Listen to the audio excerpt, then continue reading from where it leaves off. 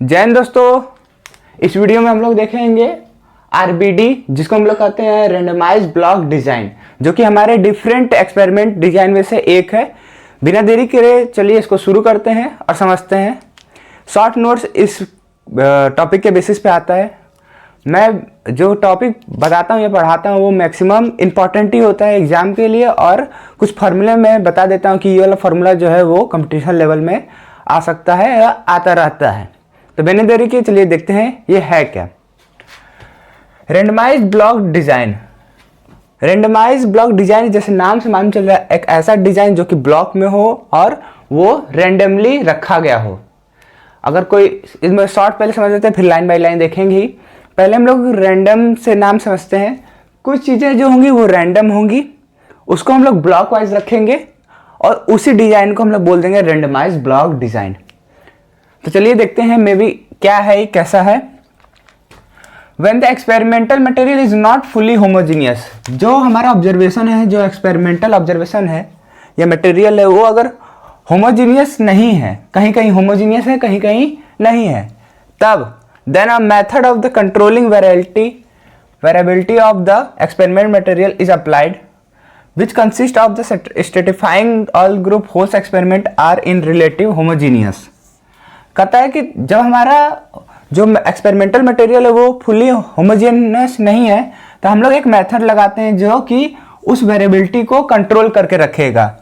और वो क्या करेगा कि उस चीज़ों को ज़्यादा से ज़्यादा वो होमोजीनियस बनाने की कोशिश करेगा, या कह सकते हैं कि हेट्रोजीनियस को वो कम करेगा, या डिफरेंट चीज़ों को वो कोशिश करेगा थोड़ा सा सिमिलर हो जाए। किस पे बेसिस पे हम लोग उसको होमोजीनियस बनाएंगे? उसको हम लोग ब्लॉक या स्ट्रेटा में डिवाइड कर देंगे। परपेंडिकुलर का मतलब है कि जरूरी नहीं है कि वो सीधी लाइन हो, ऐसी लाइन भी हो सकती है, ये भी तो परपेंडिकुलर ही होती है। इसलिए परपेंडिकुलर लाइन मतलब ये नहीं समझिएगा, दोनों तरफ से डायरेक्शन से कह सकते हैं कि उस वेरिएबिलिटी को जो है वो कम करेगा, बस यही मेरा मकसद है। This block form so that within the block plots are homogeneous. तो कहता है कि जो हमारा ब्लॉक प्लॉट्स बनेगा, जैसे कि हम यहाँ बना कर रखे हैं, या इसको शॉर्ट में और समझे तो कह सकते हैं कि ऐसे हम लोग जब उसको हम परपेंडिकुलर लगाएंगे तो इसके अंदर वाली चीज़ें इससे ज़्यादातर होमोजीनियस होने लगेंगी। जो अपने ब्लॉक के अंदर जो चीज़ें हैं वो होमोजीनियस होने लगेंगी। उसी को हम लोग कहें कि ब्लॉक फॉर्म करके रखेंगे जो कि हमारा होमोजीनियस होगा। Between blocks plots are heterogeneous. कहने का मतलब है कि एक ब्लॉक बना कर देखा जाए, कहाँ ये बना देते हैं, देखिए अभी इसको समझ में आ जाएगा तुरंत। जैसे कुछ ऑब्जर्वेशन है, कुछ प्लॉट है, वो हेट्रोजीनियस था, मतलब आपस में अलग था, तो हम क्या किए, लाइन या ब्लॉक्स में प्लॉट्स में उसको बांट दिए। ठीक है, अब ऐसा प्लॉट्स में बांटे हैं कि ये जो अंदर वाली चीजें हैं वो आपस में कैसी होंगी, होमोजीनियस होंगी, लेकिन ये दूसरे वाली चीजें से ये कैसी होंगी, हेट्रोजीनियस होंगी। ऐसे ब्लॉक या ऐसे हम लोग प्लॉट्स में बांट दिए। इसी चीज को कह रहा है कि रेंडमाइज्ड ब्लॉक डिजाइन होगा ये। मतलब ऐसा प्लॉट्स में या ब्लॉक में डिवाइड करो कि वो अंदर ही तो वो होमोजीनियस हो, लेकिन दूसरे से कंपेयर किया जाए तो वो हेट्रोजीनियस होगा। एग्जाम्पल के तौर पे आप देख सकते हो कि जैसे फार्म होता है, जैसे हैन को रखा जाता है, वो उसके अंदर देखा जाएगा तो हैन जो होंगी वो आपस में एक जैसे होंगी कि वो इतना अमाउंट खाना खाती हैं लगभग बराबर।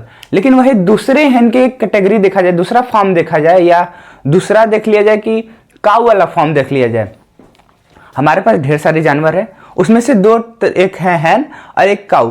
तो हम लोग क्या करेंगे, हैन को अलग प्लॉट में रख देते हैं और काऊ को अलग प्लॉट में रख देते हैं।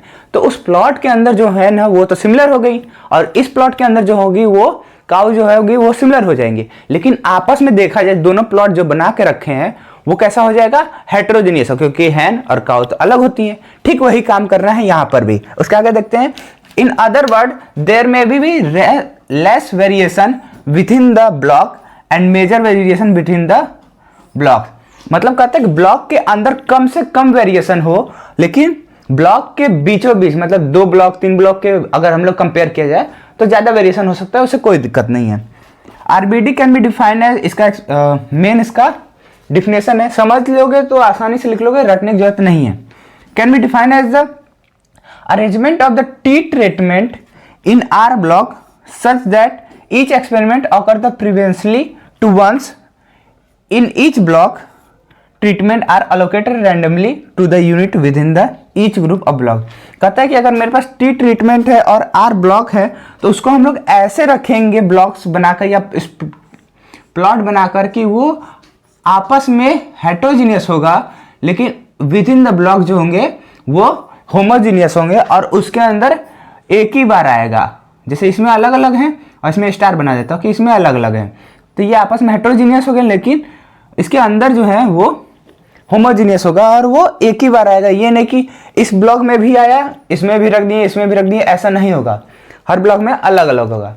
ये एग्जाम्पल मेनली कहाँ पे लगाया जाता है, ये जैसे कि एग्जाम्पल के तौर पे फेमस एग्जाम्पल है कि हमारा एक कह सकते हो फील्ड है जो कि हम लोग क्रॉप्स ग्रो कर रहे हैं। यहीं पे देखते हैं क्या कर रहे हैं, हम लोग क्रॉप्स को ग्रो कर रहे हैं। तो यहाँ मान चलो कि रोड है, ये हमारा रोड बन गया और इस साइड जो है हमारा रिवर बन गया।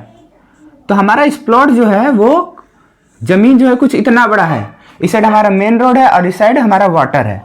तो क्या करेंगे हम लोग, अपने प्लॉट को कुछ भी ग्रो करना होगा तो यहाँ पर ग्रो करेंगे, ग्रो कर दिए, लेकिन देखेंगे कि जो हमारा ये वाला एरिया होगा, रिवर साइड वाला एरिया होगा, ये वाला अलग होगा और ये वाला अलग होगा, क्योंकि जैसा उसको मिनरल्स मिलेगा वाटर के थ्रू, रिवर के थ्रू, वो अच्छा इधर मिलेगा, इधर वो जो यील्ड होगी, उत्पादन होगी, वो अच्छी होगी इस साइड के कंपेयर में।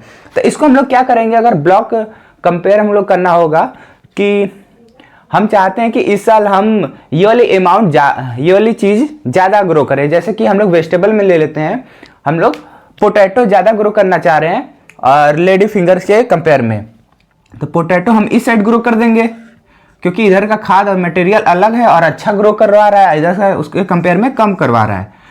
तो जो हमको ज़्यादा चाहिए वो इस साइड कर देंगे और जो चाहिए वो इस साइड कर देंगे, जो कम चाहिए। तो ये हम लोग क्या किए, ये ध्यान से देखो, दो प्लॉट के बीच में बांट दिए इसी को, और चाहो तो डीपली उसके और अंदर ब्लॉक ढेर सारे कर सकते हो और जैसा तुमको उत्पादन चाहिए वैसा तुम उसके बेसिस पे कर सकते हो।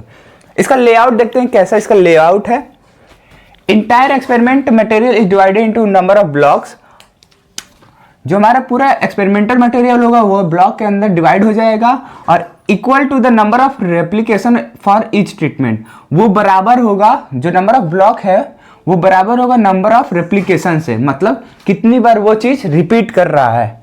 इसके कंपेयर में ये वाला ब्लॉक, ये वाला ब्लॉक, ये वाला ब्लॉक, इधर से देखा जाए तो ठीक है, इधर से देखा जाए तो ठीक है। इसके कंपेयर में वही बात बोल रहा है कि रेप्लिकेशन होगा। रिवर के कंपेयर में ध्यान से देखो तो इस ये वाली चीज़ अगर ऐसे देखा जाए, रो वाइज देखा जाए तो लगभग बराबर यील्ड देगा, लेकिन ऐसे देखा जाए कॉलम वाइज तो वो ज़्यादा अप डाउन देगा, क्योंकि ये वाला ब्लॉक में रिवर ज़्यादा पहुँचेगा और ये वाले में थोड़ा कम पहुँचेगा। तो वही बात है कि रेप्लिकेशन जो होगा वो नंबर ऑफ ब्लॉक के बराबर होगा।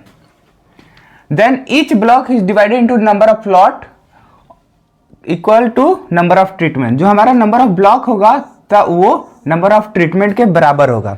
कहने का मतलब ये है इसको कि हमारा जो प्लॉट है कुछ ऐसा है, ज़मीन कुछ ऐसी है हम लोग की, ठीक है, इसको हम लोग ऐसे डिवाइड करके रख दिए हैं।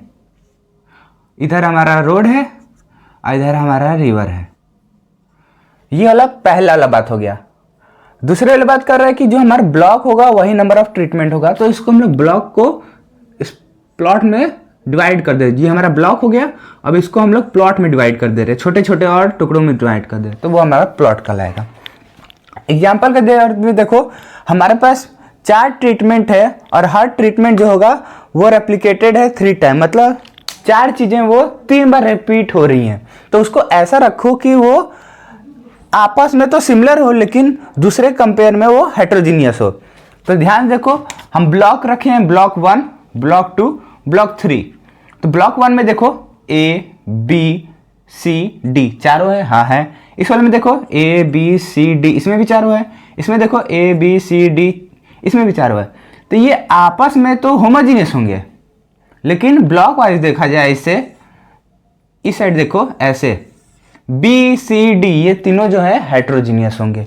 वैसे यहाँ देख लो ए बी सी हेट्रोजीनियस होंगे, लेकिन अगर ब्लॉक वाइज देखा जाए ये पूरा, तो इसमें ए बी सी डी, इसमें भी ए बी सी डी, इसमें भी ए बी सी डी आ रहे हैं। यही बात है। अब इसके आगे देखते हैं इसका हाइपोथेसिस और एनोवा टेबल, जो कि बहुत ज़्यादा इंपॉर्टेंट है। तो अब उसके स्टैटिस्टिक्स एनालिसिस ऑफ आरबीडी देखते हैं, साथ साथ हाइपोथेसिस और एनोवा टेबल, और इसके कुछ प्रोसीजर के भी बारे में जानते हैं। मतलब कह सकते हैं इसको आप कुछ फार्मूला है उसको भी जानते हैं, जो कि अगले वीडियो में, मतलब आने वाले वीडियो में आपको क्वेश्चन करवाया जाएगा, तो इसके बारे में और अच्छे से डिटेल में समझ में आएगा क्यों फार्मूला है, क्या है।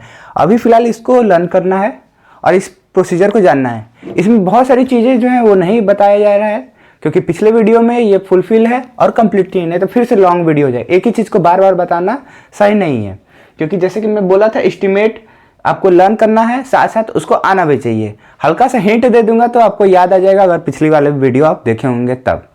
नहीं तो आप फिर से सर्च करिएगा, देखिएगा, उसमें मैं कुछ नहीं कर सकता। नहीं तो कमेंट करेंगे तो लॉन्ग वीडियो तो बन ही जाएगा, उसमें क्या है। तो देखते हैं statistical analysis of RBT. If in RBD in a single observation is made on each experiment unit, then its analysis is analog to the ANOVA for the fixed effect made of the two-way classified data are observed per cell। कहता है कि इसमें अगर हमारा जो observation है वो single होगा हर यूनिट से, तब हम लोग इसमें एनोवा टेबल को लगाएंगे और एनोवा टेबल से हम लोग इसके हर एक एक सेल के बारे में एनालिसिस करेंगे, और इसको हम लोग टू वे क्लासिफाइड डाटा के से ही निकालेंगे।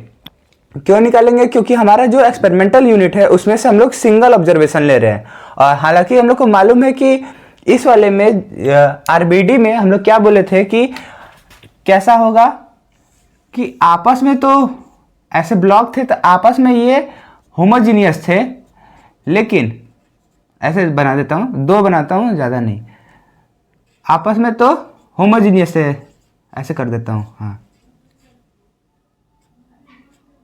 बस सिंबल है और कुछ नहीं है। आपस में कैसे हैं? ये होमोजीनियस है, लेकिन अगर दोनों में देखा जाए तो ये हेट्रोजीनियस है, या कोई भी मैच लिए तो हेट्रोजीनियस, इसलिए टू वे क्लासिफाइड होगा, क्योंकि दो तरीके का है, एक होमोजीनियस भी है, हेट्रोजीनियस है, इसलिए टू वे क्लासिफाइड डाटा लगेगा हर सेल के हिसाब से। क्योंकि अगर इसको हम लोग ऐसे भी डिवाइड कर दें, ऐसे ही डिवाइड हुआ था पिछले स्लाइड में, तो ये दोनों जो होगा वो हेट्रोजीनियस होंगे, मतलब आपस में अलग होंगे। तो हम लोग को मॉडल्स मालूम है, वाई आई जे क्या होता है कि म्यू प्लस अल्फा आई प्लस बीटा आई एरर आई जे होता है। तो हम लोग को इसका एस्टिमेट निकाला, जो कि आई जो होगा वो पी तक है, जे जो है वो क्यू तक है। ये मालूम है वाई आई जे जो होगा वो आयत फूड का जो जे काउ होगी उसकी इल्ड है, और म्यू जो है वो जनरल मीन इफेक्ट है, और आई अल्फा आई जो है वो इफेक्ट ड्यू टू आयत फूड है, और ई आई जो है error due to the chance है। जब हम लोग इसका एस्टिमेट करेंगे, एस्टिमेट कैसे कर रहे थे थोड़ा सा वो भी जान लेते हैं। हल्का सा हिंट दे रहा हूँ, जैसे हम लोग को अल्फा म्यू चाहिए, तो क्या करेंगे कि इस एरर को हम लोग एक तरफ करेंगे और सारे चीज़ को एक तरफ कर लेंगे। उसके बाद हम लोग को सबसे पहले एरर की वैल्यू निकालेंगे। पहला स्टेप होगा हमारा कि हम उसको एरर की एक तरफ एरर निकाल लेंगे, पहला हो गया।